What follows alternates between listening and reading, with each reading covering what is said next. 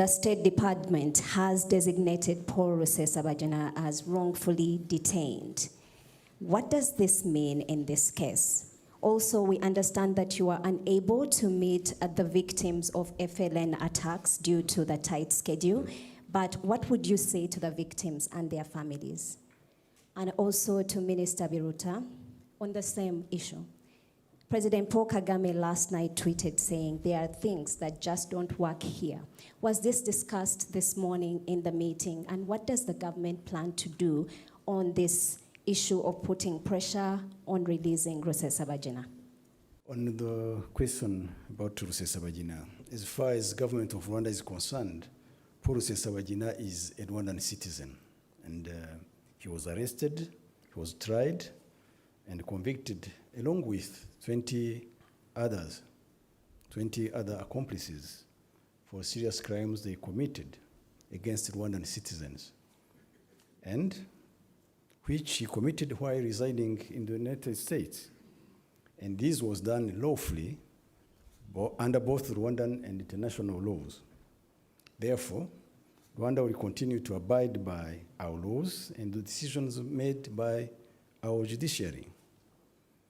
And we would request our partners to respect Rwanda's sovereignty, Rwanda's laws, and its institutions.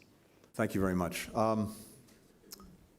We have been clear about our concerns related to Paul Rusesabagina's trial and conviction, particularly the lack of fair trial guarantees.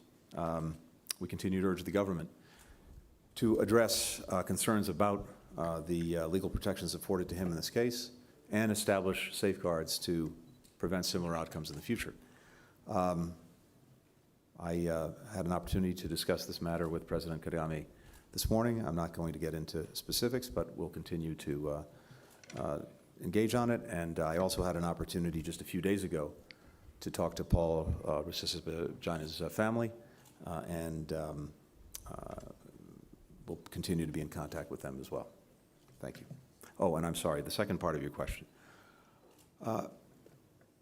One of the most profound reasons that we are engaged in support of African-led mediation efforts in the Eastern Congo, as well as in other parts of the region, is precisely because at the heart of everything is human suffering and real people, individuals, men, women, and children, who are the victims of conflict, the victims of violence, the victim of armed groups of one kind or another.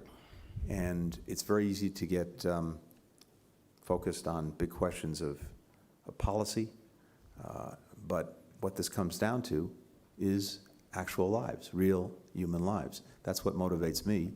That's what motivates us to seek to help wherever we can, resolve conflict, preserve peace, and give people a chance. And I think we've seen far too many victims of violence and conflict, and that's why we have a strong incentive to do whatever we can to end it. I have opportunities wherever possible to meet with those who've been victimized by violence of one kind or another, who've been victimized by conflict, who've been victimized by a lack of opportunity that results from places and societies being in conflict. And if I don't have an opportunity to meet with an individual group, I usually have a pretty good idea of their stories, what's happened to them. And that is a motivating factor for me every single day.